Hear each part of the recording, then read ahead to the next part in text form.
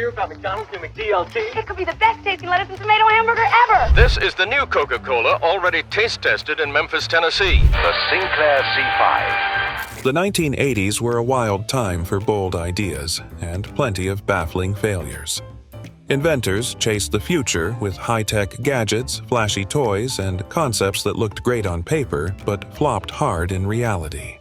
Some were too advanced, others just plain confusing. Join us as we look at 25 innovative products from the 1980s that failed miserably. I'm going DZ at Discovery Zone! DZ! Discovery Zone burst onto America's family entertainment scene in October 1989, pitching itself as a playground paradise for kids of all ages. With its perky Z-Bop mascot guiding pint-sized explorers through neon-lit mazes, towering slides, and cavernous ball pits, it promised birthday party bliss and rain or shine excitement. The chain inked high-profile partnerships, most notably a sponsorship with Sesame Street and in-store blockbuster kiosks, to cement its status as the coolest weekend hangout. But rapid expansion proved its undoing.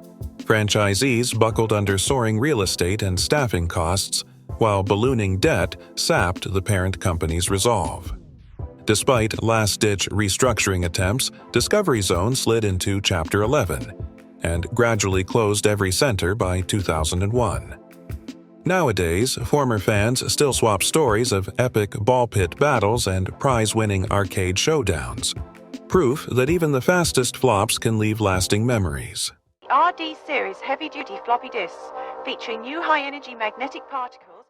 Cast your mind back to the late 80s, when a 3.5-inch diskette held a mind-blowing 1.44 megabytes of data, enough for a few documents or a single low-res image.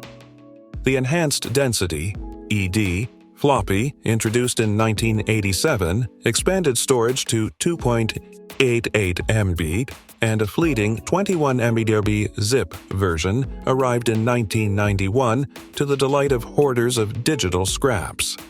Clad in soft plastic shells, these platters spun at 300 RPM, while clumsy Write Protect tabs guarded precious files. Yet, as software ballooned and hard drives shrank in price, the floppy's clumsy mechanics and limited capacity rendered it a relic by the mid-90s.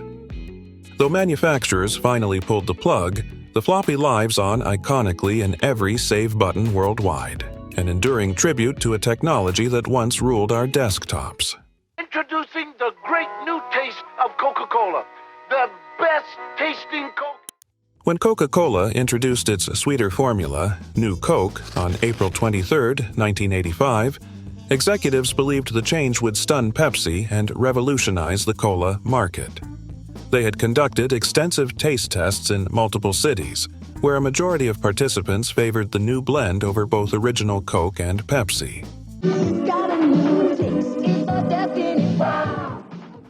But when New Coke hit store shelves, an unexpected backlash erupted. Loyal customers flooded the company's hotlines and mailboxes with complaints demanding the classic flavor's return. Within just 77 days, Coca-Cola bowed to public pressure and reintroduced the original formula as Coca-Cola Classic. The episode proved that even the most positive market research can't predict emotional attachments built over generations. But what happens when superior technology still isn't enough to secure victory? Get a Sony Betamax video recorder and automatically videotape. Sony's Betamax format hit the market in the mid-1970s, promising superior video quality and clearer audio than its rival, VHS. Technically, it was a winner, but it had two major flaws that sealed its fate. First, Sony kept tight control over Betamax by refusing to license it broadly, which meant far fewer manufacturers produced Betamax machines. Second, early Betamax tapes could only record up to 1 hour of footage, too short for most feature films. Meanwhile, JVC's VHS format offered longer recording times, rapidly improving quality, and a more open licensing model that encouraged competition and drove prices down. Consumers gravitated toward the more flexible, affordable option. Despite its early promise, Betamax quickly lost ground and became the go-to example of a product that was technologically superior, but a commercial failure. And when a product makes waves for all the wrong reasons, can it ever stay afloat? Let's see. If you're looking for a store where every video on display is always ready to rent, then come to Paradise. During the 1980s, Friday nights meant cruising to the local video rental store. Brightly lit aisles overflowed with VHS tapes, action flicks, rom-coms, obscure indies. Independent mom-and-pop shops often carried hidden gems that Blockbuster passed over, and late-fee debates were a rite of passage. Browsing those shelves built anticipation, an experience streaming can't replicate. Then came Netflix DVDs by mail, followed by on-demand streaming, and the clattering VHS racks went silent. The last video store now stands as a nostalgic oddity. No more frantic searches for a copy in stock, no more rewind warnings. What remains is a wistful memory of community corners where cinephiles traded tips and miscounts of due dates. PC Junior from IBM, the computer that's growing by leaps and bounds. Back in 1983, Coleco made a leap into home computing with the Atom system. Packed with 64 KB of RAM, a daisy wheel printer, twin tape drives, and an expansion port for peripherals, all for about $600. The Atom promised to revolutionize the PC market. Unfortunately, engineering shortcuts led to disastrous launch day failures. Flawed tape mechanisms wiped user data on startup, and power supply glitches triggered shutdowns. Frustrated owners returned machines by the thousands. Retailers seethed over lost sales, and review outlets mercilessly panned the device. Despite aggressive pricing and bundled software, only around 95,000 units shipped before Coleco pulled the plug in early 1985. The $35 million write-off wiped out profits, hastening Coleco's decline and leaving the Atom remembered as a cautionary tale. Rushing hardware to market can derail even the most promising innovations. Her name is Lisa, and she's the most exciting thing to happen in computers today. Back in January 1983, Apple unveiled the Lisa as its most ambitious venture yet, the first personal computer to boast a graphical user interface, complete with overlapping windows, intuitive icons and menus, and dedicated mouse support. Under the hood, it packed a Motorola 68000 processor and up to 1 memory of RAM, impressive for its day, but came with a staggering $9,995 sticker price, over $28,000 in today's dollars. Despite glowing press for its groundbreaking design and bundled productivity suite, the cost put it out of reach for most businesses and enthusiasts. Roughly 100,000 units trickled out of factories over 2 years, nowhere near Apple's lofty projections. In early 1985, the company quietly killed Lisa, absorbing lessons learned into its Macintosh line. While Lisa itself faded into history, its pioneering GUI concepts laid the foundation for every modern desktop. The Sinclair C5, 399 pounds. Want to buy one? Sir Clive Sinclair aimed to revolutionize urban transport with the Sinclair C5, a battery-powered electric tricycle launched in 1985. Compact, quiet, and futuristic-looking, it was pitched as the ideal solution for short city commutes. But it had serious flaws. It topped out at just 15 mph, offered no protection from rain or cold, and sat so low to the ground that drivers often couldn't see it, raising major safety concerns. Its limited battery range and the need to pedal uphill didn't help either. Worse still, the marketing was muddled. Was it a car alternative or just a quirky gadget?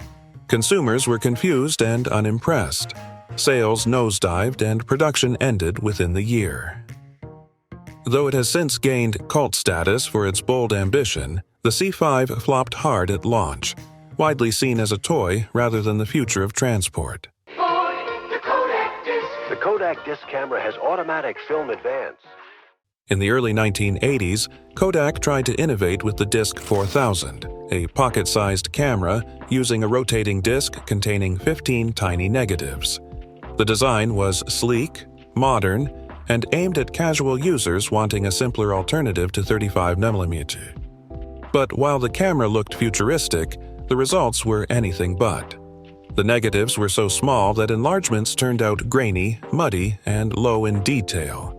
Consumers were asked to pay a premium price for noticeably worse prints. Labs also struggled to process the unusual format properly. While Kodak poured millions into marketing, customers quickly turned away.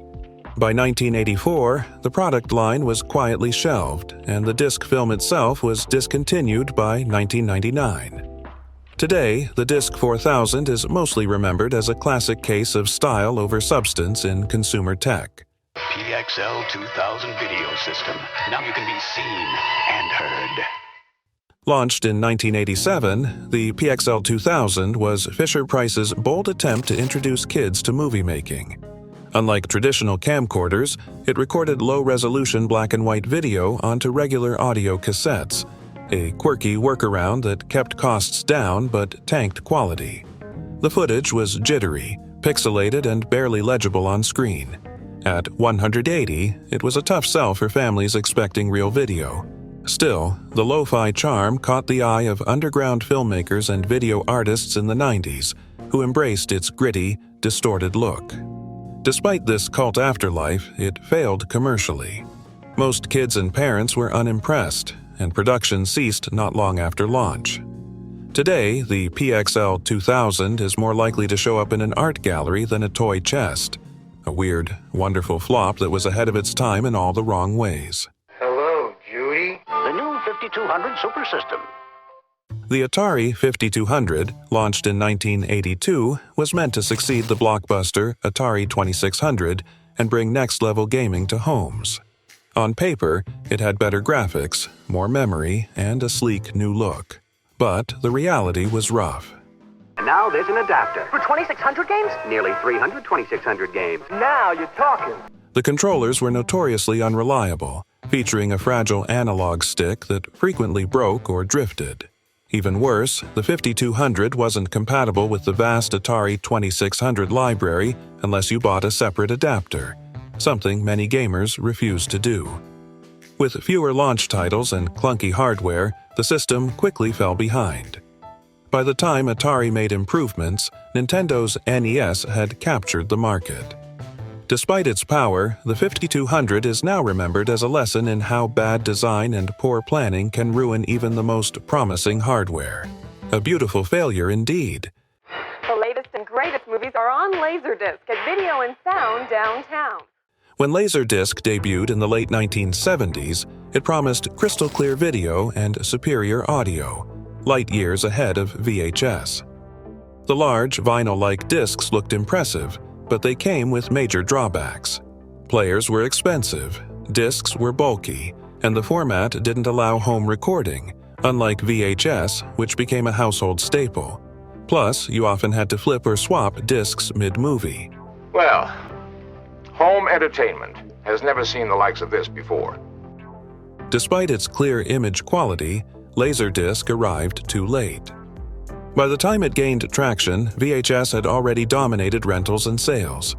It found niche success in Japan, film schools, and among cinephiles, but mainstream audiences never bit. In the end, it became a high-end curiosity, a flashy, high-fidelity product that couldn't overcome its size, cost, or timing. Laserdisc's fate proved that being better isn't enough. You also have to be what people want. Lifesaver. This is Karen sucking her thumb, trying to get her to stop. In the mid-1980s, the Lifesavers brand took a leap from candy to carbonated drink with Lifesavers soda. The concept seemed clever. Leverage the candy's iconic fruit flavors in a bubbly, colorful beverage. Initial taste tests were reportedly positive, but public reaction was very different. Consumers found the soda overly sweet, almost like drinking syrup, and many were confused by the idea of liquid candy. Even kids weren't impressed. Despite heavy advertising, the soda failed to stand out on shelves filled with more familiar cola and citrus options. Sales were dismal, and the product disappeared almost as quickly as it arrived. It's now a classic case of brand overreach. Just because people like a flavor in candy doesn't mean they want it in a drink. A bold but baffling flop. Did you hear about McDonald's new McDLT? It could be the best tasting lettuce and tomato hamburger ever! In the 1980s, McDonald's introduced the McDLT, a burger that came in a double styrofoam container. One side held the hot patty and bun bottom, the other kept the lettuce, tomato, and top bun cool, so you could assemble it yourself and enjoy both hot and crisp at once. McDonald's wants you to join McDLT. The hot stays hot and the cool stays cool. You get a quarter pound of beef on the hot side. While clever in concept, the McDLT had major flaws. Customers didn't enjoy the DIY aspect and questioned why a fast food chain made them finish the prep. Worse, environmental concerns were mounting, and the bulky styrofoam packaging drew sharp criticism. Sales dipped, and the McDLT quietly vanished. Though some still remember its catchy jingle and clever slogan, the McDLT serves as a nostalgic reminder that over-engineering a burger can backfire, especially when it involves two compartments and a conscience. Pepsi AM was a version of Pepsi that was meant to be drank during the morning hours. In 1989, Pepsi introduced Pepsi AM, an ambitious attempt to make soda a morning staple. It had slightly more caffeine and was marketed as an alternative to coffee for those who didn't like hot drinks. The branding promised a bold start to your day, but the idea baffled consumers. Breakfast soda felt unnatural, and many didn't want to swap their morning brew for cola. The flavor wasn't different enough to stand out, and the concept didn't match how people actually started their day. Unsurprisingly, Pepsi AM fizzled quickly. It became a textbook example of how trying to invent a need, rather than solve one, rarely works. Despite its short shelf life, it's still remembered for its odd ambition. After all, nothing quite says bad idea like soda for sunrise. Commodore released the Commodore 64 GS. In 1990, Commodore reimagined its popular Commodore 64 as a dedicated gaming console, the C64 GS game system. It ditched the keyboard and ran on cartridges only, aiming to compete with Nintendo and Sega. But there were problems from the start. It had no keyboard or disk drive support, which meant it couldn't play the massive library of Commodore 64 software users already loved. Developers were reluctant to produce new cartridges for a shrinking audience. With only a handful of games and limited appeal, the C64 GS flopped hard. Even loyal Commodore fans felt alienated. Less than 100,000 units were sold, and it vanished within a year. What could have been a promising console became another reminder that trimming down a classic system doesn't always make it better. It can just make it obsolete.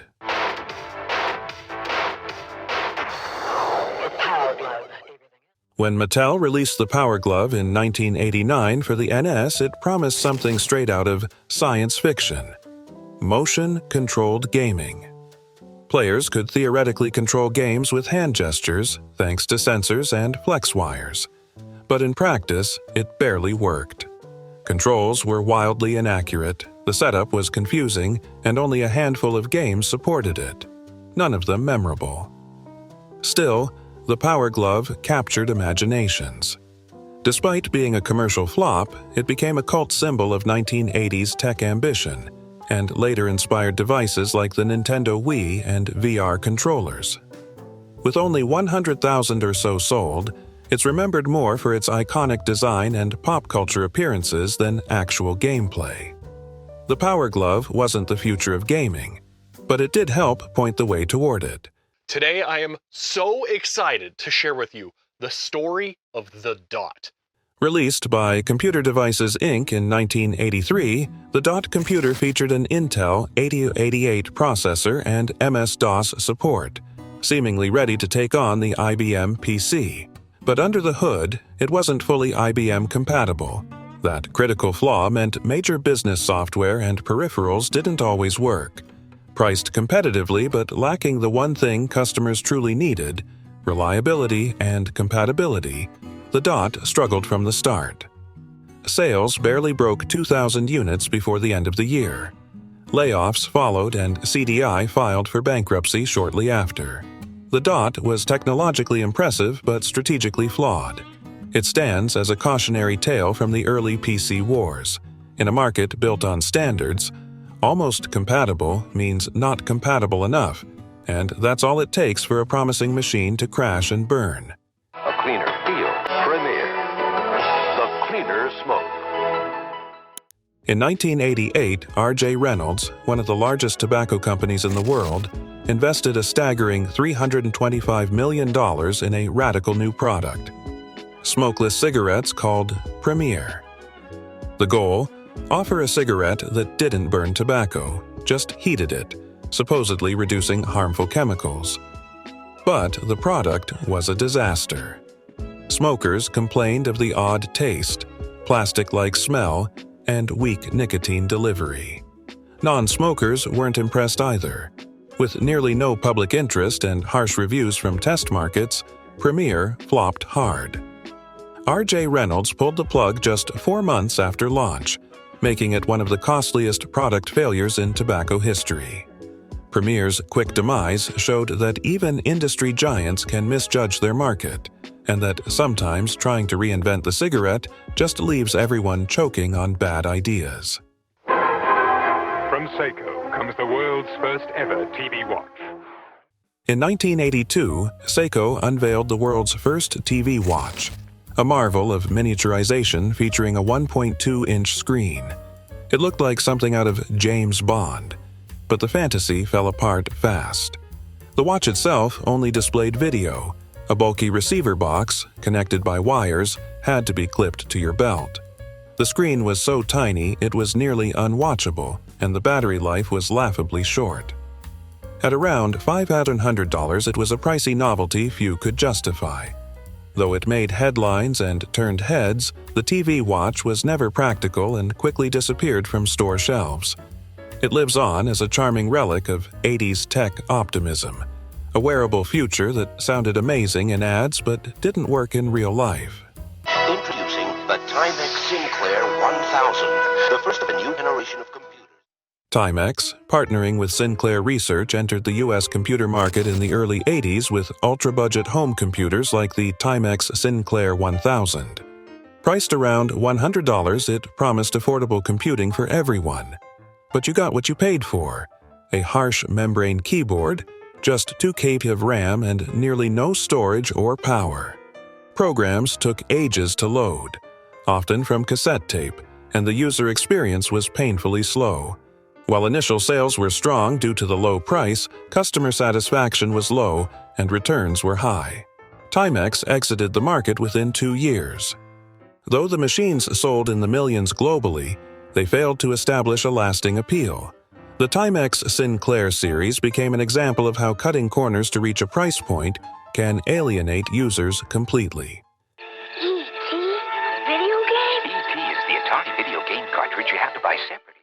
Atari's E.T., the extraterrestrial game for the 2600, is often called the worst video game ever made, and possibly the one that nearly killed the industry. Rushed out in just 5 weeks to hit Christmas 1982, it was plagued by confusing objectives, clunky controls, and repetitive, broken gameplay.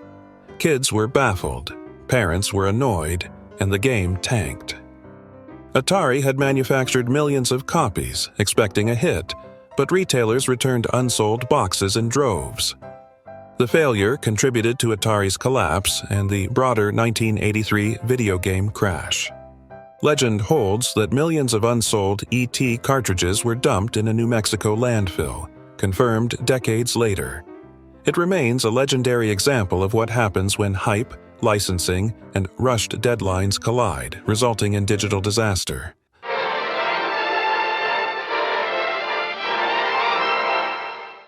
Before Laserdisc hit homes, there was MCA's DiscoVision, a cutting-edge video format launched in the late 1970s.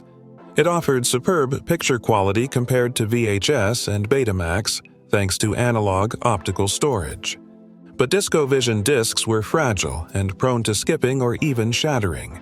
The players were staggeringly expensive, sometimes costing more than a used car, and couldn't record. Meanwhile, VHS offered a cheaper, more flexible alternative for time-shifting TV and home rentals. DiscoVision quickly flopped, but the underlying tech evolved into Laserdisc, which found niche success among cinephiles and educators. Still, neither format ever broke through to mainstream consumers. Both ultimately lost to DVDs in the late 1990s. DiscoVision is remembered as a visionary failure. Too advanced, too expensive, and too impractical for its time. Zap mail from Federal Express, when overnight is just not fast enough. In the mid-1980s, FedEx tried to reinvent document delivery with Zapmail, a high-speed, fax-based service that promised same-day delivery without overnight shipping. Offices could send documents electronically to a FedEx center, which would print and deliver them locally. It was a massive investment, with a national infrastructure rollout and intense marketing. But it didn't account for two things: the rapid fall in fax machine prices and the rise of desktop computing and email. Businesses soon realized they could send documents directly, faster and cheaper, without FedEx as the middleman. Zapmail cost the company hundreds of millions and was discontinued by 1986. Today, it's remembered as a high-tech misstep from a logistics giant, a case of reading the future correctly but missing how fast it was arriving. These are the Nagel women. Nagel women usually have sleek black hair. Patrick Nagel's art defined 80s chic. Sleek, stylized women rendered in flat planes of black, white, and pastel tones, all framed by bold geometric shapes. His portraits, aloof figures with sharp cheekbones, perfectly coiled hair, and inscrutable gazes, became shorthand for cool confidence and modern glamour. Nagel's work flooded album covers, magazine spreads, and bachelor pad walls, spawning countless knockoffs that capitalized on his instantly recognizable aesthetic. Today, his images still feel fresh, evoking an era of neon lights and new wave energy, yet they transcend their decade with timeless graphic flair. It's fitting that in a vintage craftsman home, a lone Nagel print mysteriously hangs, a reminder that true style never fades, even when its origins slip into obscurity.